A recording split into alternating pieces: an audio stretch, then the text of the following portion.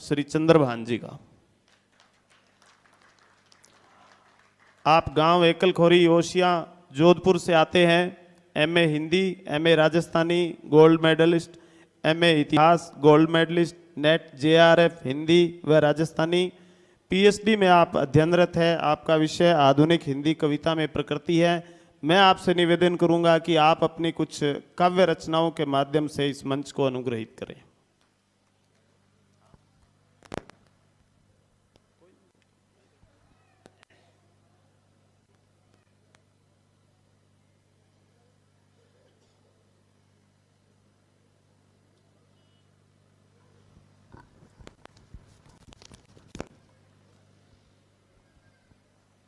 फैले तो कुछ इस तरह कि कायनात की हर शह पे छा गए, सिमटे तो इस अदा से कि इस हृदय में समा गए।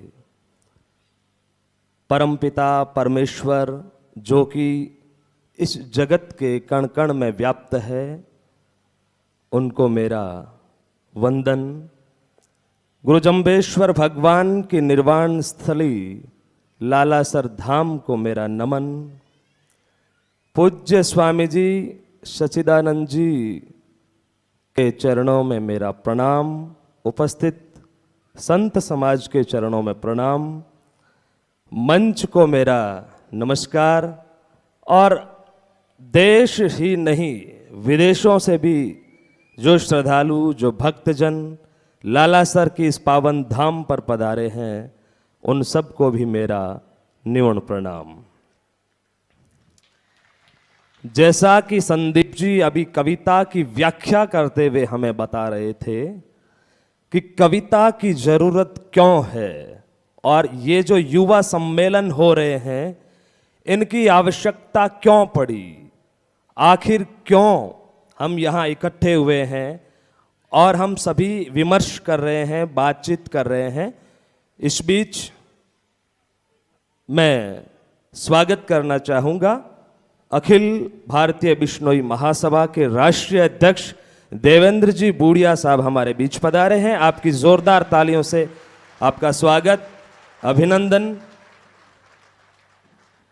तो हम बात कर रहे थे कि इस तरह के सम्मेलनों की आवश्यकता क्यों पड़ी, आखिर क्या आवश्यकता रही कि कविता को हमें कहना पड़ा, लिखना पड़ा। मैं सबसे पहले इस महनीय आयोजन के लिए जिसके नेतृत्वकर्ता, मार्गदर्शक, जिनके सानिध्य में ये आयोजन हो रहा है, स्वामी सच्चिदानंद जी आचार्य जी को बहुत बहुत धन्यवाद और साधुवाद देना चाहूँगा कि आप इस तरह की पहल कर रहे हैं। स्वामी जी के लिए, उनके स्वागत के लिए एक बार जोरदार तालियां अगर आप बजा दें, क्योंकि कबीर कहते हैं कि यह तन विष की बेलड़ी, गुरु अमृत की खान, शीश दिए जे गुरु मिले तो भी सस्तो जान। यानी कि गुरु का हम जितना बखान करें, शब्दों में गुरु के बारे में बताया नहीं जा सकता, क्योंकि शब्द बहुत छोटे हैं और गुरु पद जो है वो बहुत बड़ा है। तो स्वामी जी को इसके लिए हम धन्यवाद देना चाहेंगे, आभार ज्ञापित करना चाहेंगे।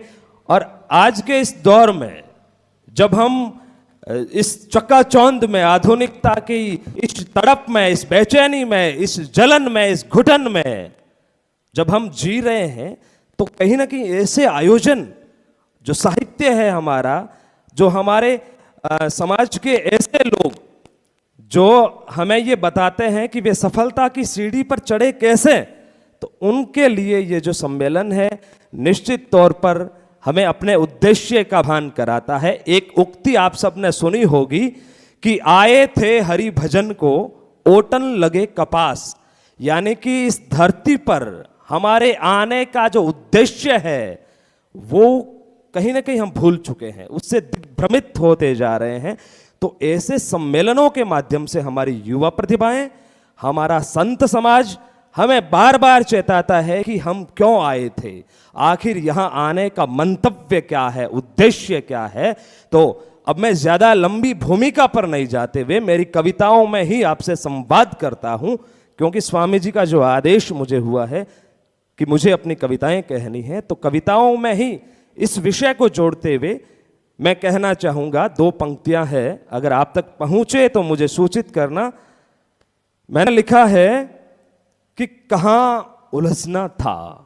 एक रब शब्द आएगा जिसका अर्थ आप प्रभु परमात्मा भगवान से लें कि कहां उलझना था, कहां उलझ बैठे हैं।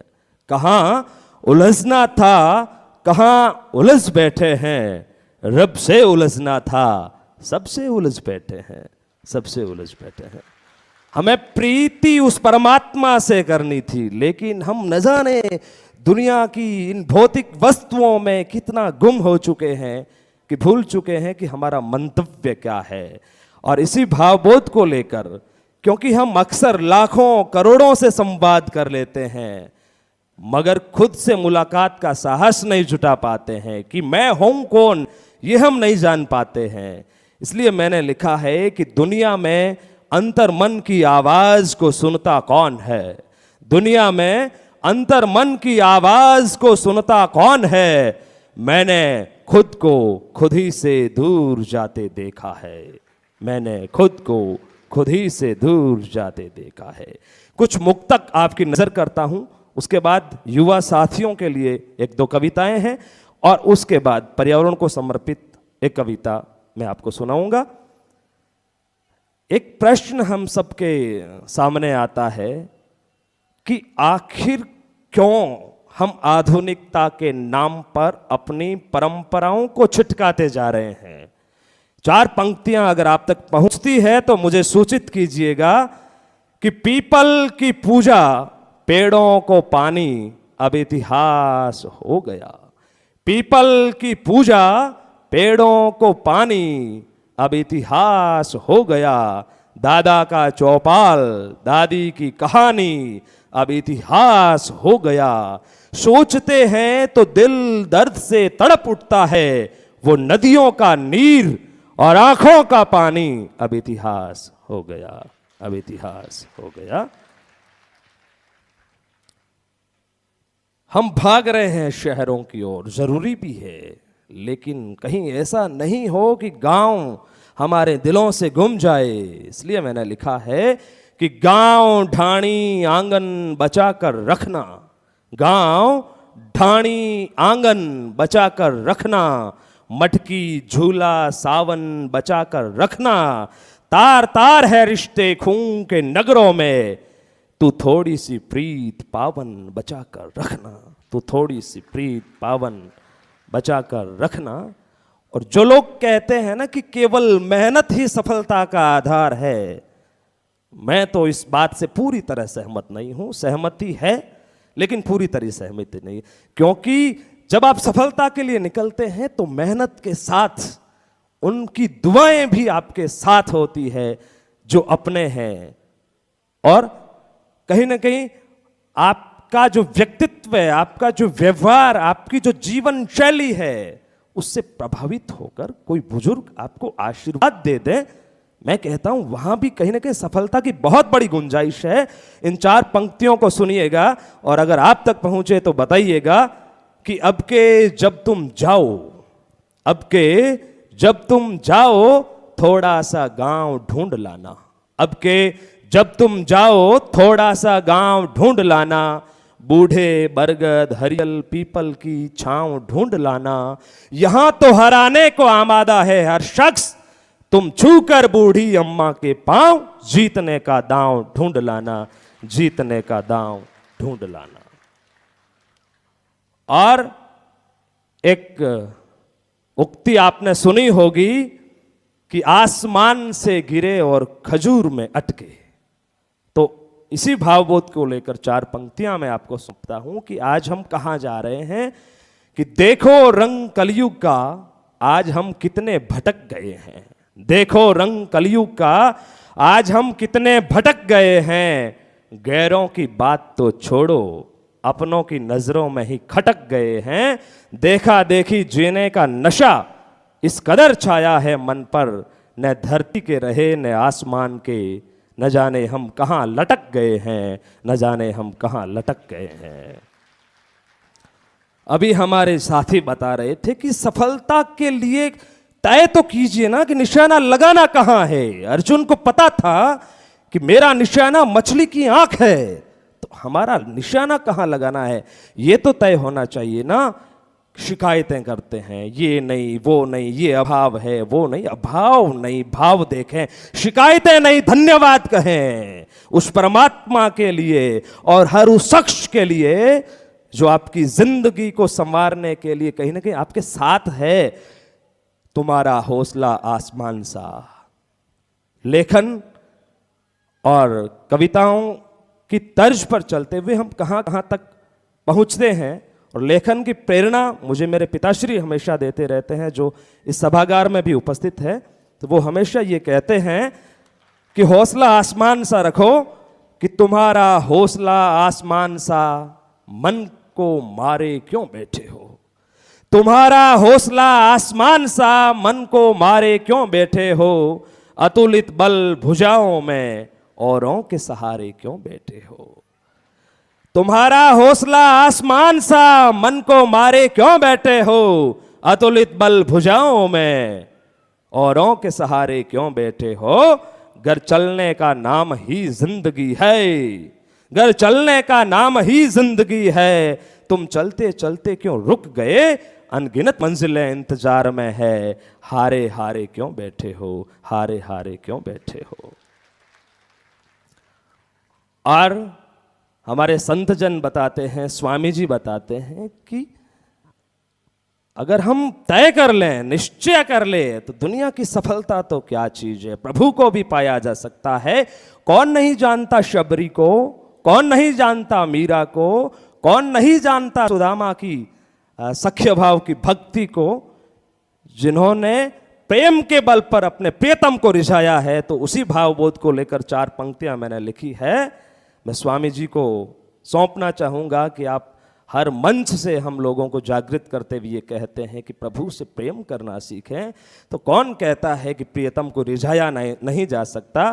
कि हे वसुंधरा के अमर सपूतों, संतों की वाणी सुनी होगी।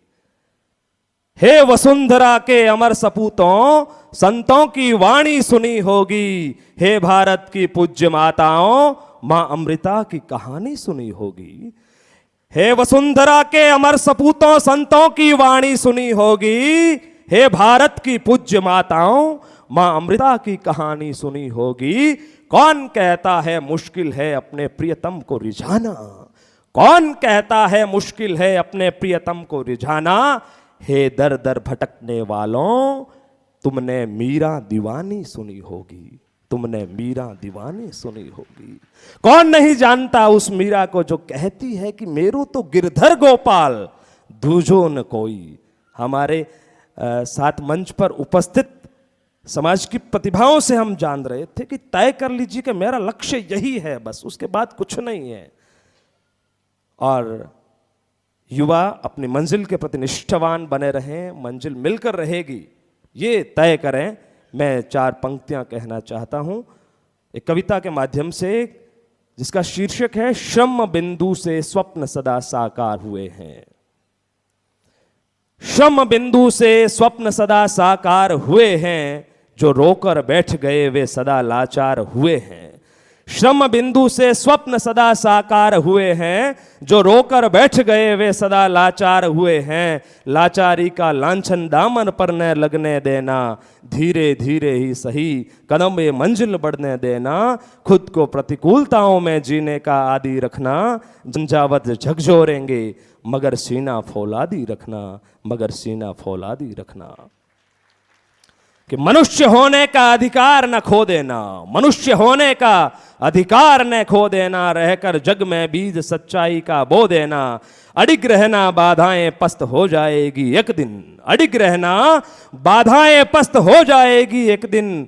तुम हंसना मुश्किलें खुद रो जाएगी एक दिन। खुद को प्रतिकूलताओं में जीने का आदि रखना, झंझावत झकझोरेंगे मगर सीना फौलादी रखना। और अध्यक्ष जी आगे मैं कहना चाहूंगा कि माना कि पथ में शूल अगणित बिछे होंगे, वो कौन है इस दुनिया में जिसके सामने मुश्किलें नहीं आती, बाधाएं नहीं आती, चुनौतियां नहीं आती।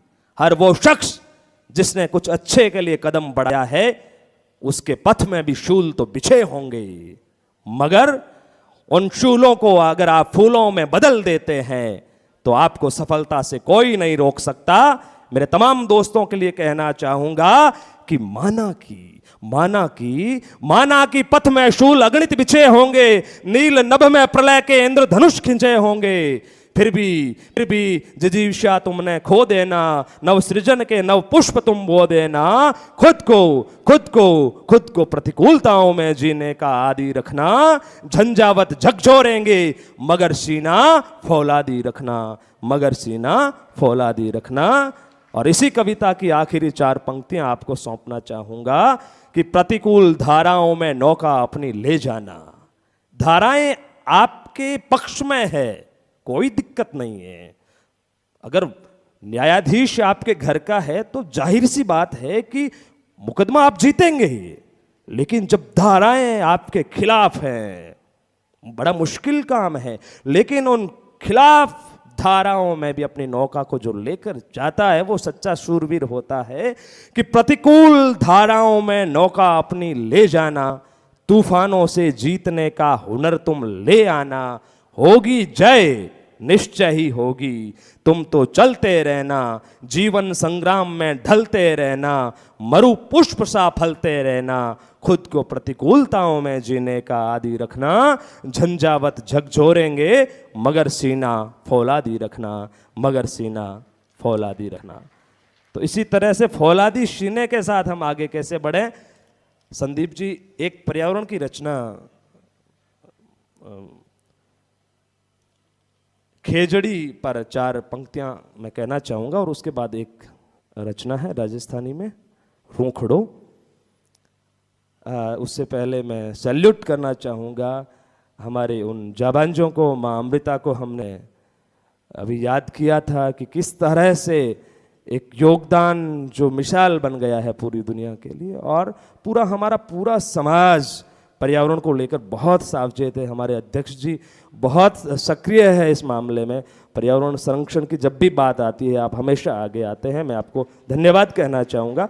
और हमारी एक पर्यावरण टीम जिसको हर मेले में हम देखते हैं, जिसकी अगुवाई खमूराम जी बिश्नोई कर रहे हैं, ओम प्रकाश जी कर रहे हैं, अभी जगराम जी हम सबको तांबे के लोटों से जलपान करा रहे थे। उस पूरी टीम को सैल्यूट करता हूं कि वो पर्यावरण के लिए कितने समर्पित है। 4 पंक्तियां खेजड़ी के नाम करता हूं क्योंकि कहते हैं कि भगवान भोले को, रात को ही हमने शिवरात्रि का जो कार्यक्रम था गुरुजी के सानिध्य में, यहाँ भजन संध्या थी, शिवरात्रि भी थी, कहते हैं भगवान शिव को बेलपत्र से भी ज्यादा प्रिय है खेजड़ी। उस खेजड़ी को लेकर के 4 पंक्तियां मैं आपसे कहता हूं कि खेजड़ थार रो सिणगार, खेजड़ थार रो सिणगार, खेजड़ हरख रो आधार, खेजड़ खुशियारो अंबार, खेजड़ चिड़कलियारो घर बार, खेजड़ माथे नाचे मोर, खेजड़ म्हारे कालजियरी कोर, खेजड़ म्हारे कालजियरी कोर।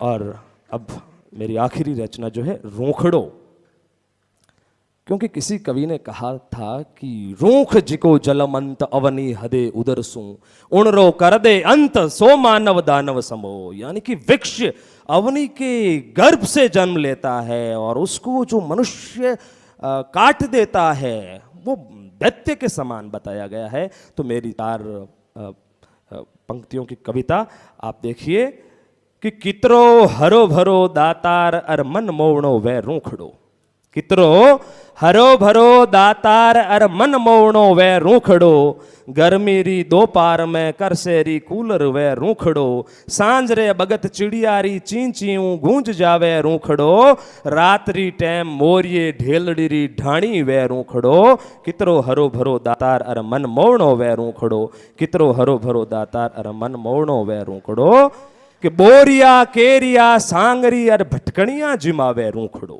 बोरिया केरिया सांगरी अर भटकणिया जिमावे रूखड़ो, रिमझिम छांटा ने आ भेऊ लावे रूखड़ो, इतरा उपकार किया पछे भी मिनक भाटा फेंके, आ सोच ने रोवे है रूखड़ो, कितरो हरो भरो दातार अर मन मोवणो वे है रूखड़ो, कि सगड़ा पोड़ जावे। देखो आपा तो सो जावा लेकिन रूख 24 घंटा पगा माथे ऊभो रहेवे और वो कहीं सिखावे आपने कि सगळा पोड जावे पण शियाळे उनाळे रात दिन पगा माथे ऊभो रहेवे रूखड़ो पगा माथे ऊभो रहे ने जीवन रो मार्ग बतावे रूखड़ो उड़ी के है जो किणी मेहमान ने इतरो दयालु वे रूखड़ो कितरो हरो भरो दातार अर मन मोणो वे रूखड़ो कितरो हरो भरो दातार अर मन मोणो वे रूखड़ो।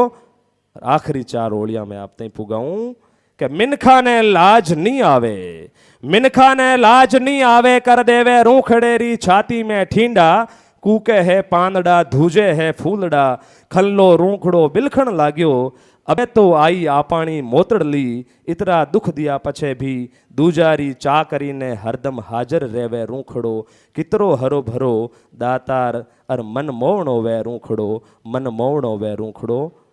आप सगळा रो एकर फेरू घणे मान आभार।